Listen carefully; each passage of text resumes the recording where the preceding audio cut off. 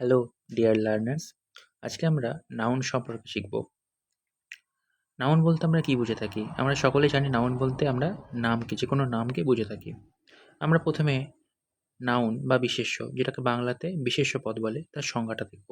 যে শব্দের দ্বারা কোনো ব্যক্তি, বস্তু, স্থান, প্রাণী বা গুণ যে কোনো কিছুর নাম প্রকাশ করে তাকে আমরা সাধারণত নাউন বলে থাকি। এবার এই নাউনকে কয়েকটি ভাগে ভাগ করা যায়। আসুন এগুলো আমরা দেখে নিই। প্রথমেই আছে প্রপার নাউন।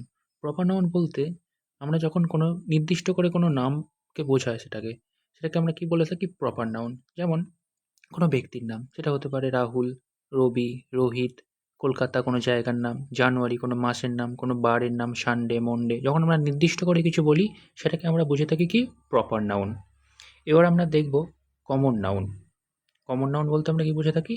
আমরা এই কমন নাউন হচ্ছে যে একটা পুরো জাতিকে বোঝাচ্ছে। যেমন বয়, বয় বলতে আমরা গোটা ছেলেদেরকে আমরা বুঝিয়ে থাকি।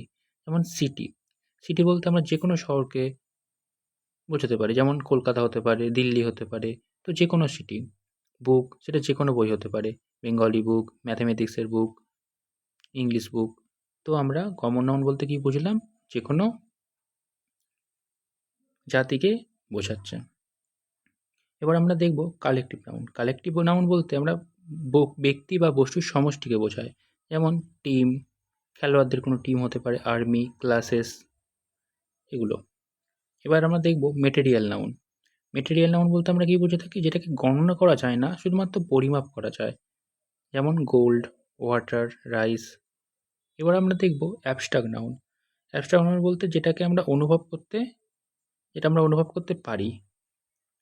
যেমন লাভ, ভালোবাসা, অনেস্টি, সততা, ফ্রিডম, স্বাধীনতা। এগুলোকে আমরা অ্যাবস্ট্রাক্ট নাউন বলে থাকি। এবার আমরা দেখব কাউন্টেবল নাউন, মানে যেগুলোকে গোনা যায়। যেমন অ্যাপেল, চেয়ার, এগুলোকে আমরা গুনতে পারি, তাই এগুলোকে কী বলা হচ্ছে? Countable noun. এবার আনকাউন্টেবল নাউন, যেগুলোকে গোনা যায় না। যেমন মিল্ক, সুগার, এগুলোকে আমরা গুনতে পারি না, তো এগুলো আনকাউন্টেবল নাউন। তো আজকে তাহলে আমরা কী শিখলাম? নাউন কাকে বলে ও নাউনের প্রকারভেদ।